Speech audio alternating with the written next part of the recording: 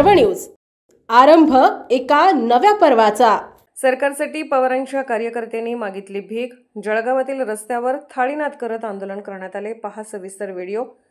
आरंभ पर्व न्यूज करिता जिल्हा प्रतिनिधी पंकज ताडे, जळगाव। आलं त्यावेळी ज्यांनी मोठ्या मोठ्या घोषणा केल्या आणि लाडक्या बहिणी म्हणून त्यांना 1500 रुपये जाहीर केले, त्या गोष्टीला 1 वर्ष होत नाही। त्याच्यात त्या लाडक्या बहिणींचं घरातलं किचन स्वयंपाकाच्या घरामध्ये कुठेतरी बजेट कोण म्हणणार आहे ना। काल त्यांनी 50 रुपये हे सिलेंडरचे महाग केलेले आहेत।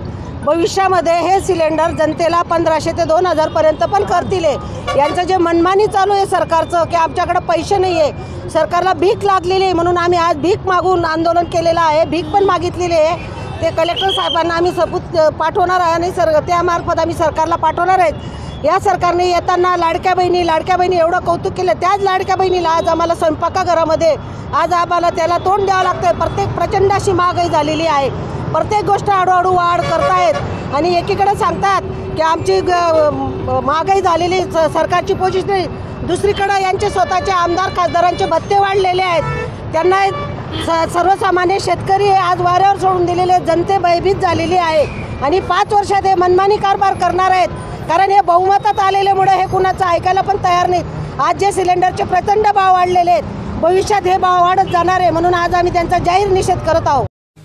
पुणे शहरातील आणि जिल्ह्यातील महत्त्वाच्या आणि ताज्या बातम्या पाहण्यासाठी आजच आमच्या आरंभ पर्व न्यूज चॅनलला YouTube वर सबस्क्राइब करा आणि बेल आयकॉन प्रेस करा।